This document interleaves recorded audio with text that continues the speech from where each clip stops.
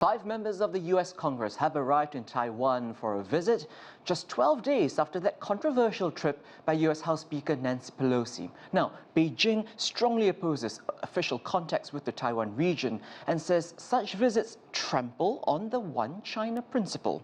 The mainland responded to Pelosi's visit with days of military exercises around the island. And for more on this, I'm joined now by Einar Tangen.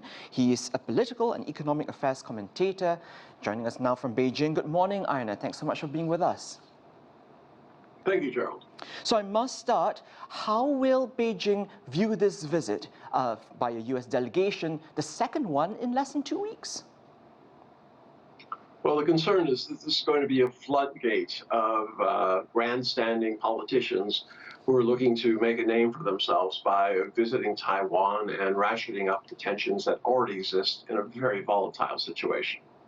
Right, and so China-US ties, as we know, already strained, and some areas of cooperation, getting fewer now. Do you see this visit adding to the fray? Well, it's certainly not helping. It's going to increase this idea, at least on the mainland, that the 3 communiques are in fact dead. I mean, there's legislation that is currently going through Congress that would, in essence, formally repudiate the 3 communiques, and that is the basis of the American-China relationship. You take that away, and we are in uncharted waters. The White House, Einar, does not publicly endorse these visits. What does it say that leaders from, US President Joe Biden's very own Democratic Party are essentially acting against his agenda?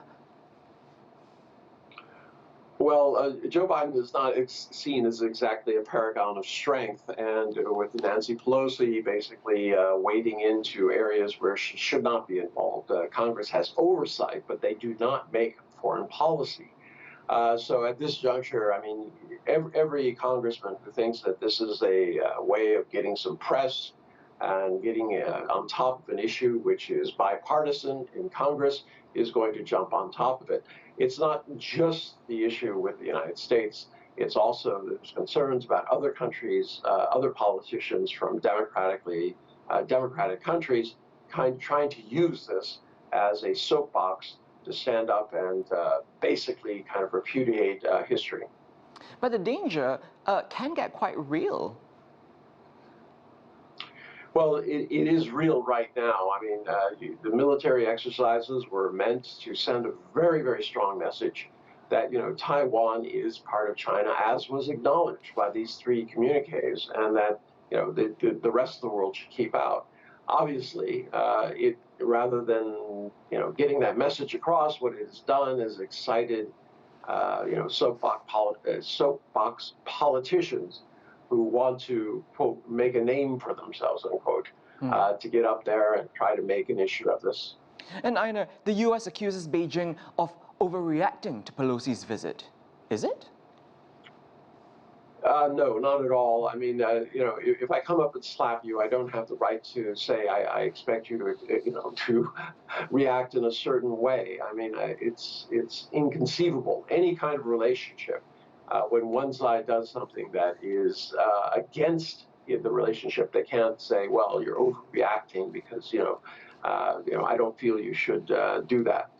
The U.S. is trying to treat China as a child. They keep saying, well, China will get over it, over time, Pelosi, it's not a big deal.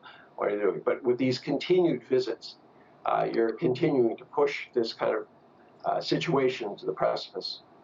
All right, then. We'll have to leave it there. Einar Tangen, political and economic affairs commentator, thank you very much. Thank you.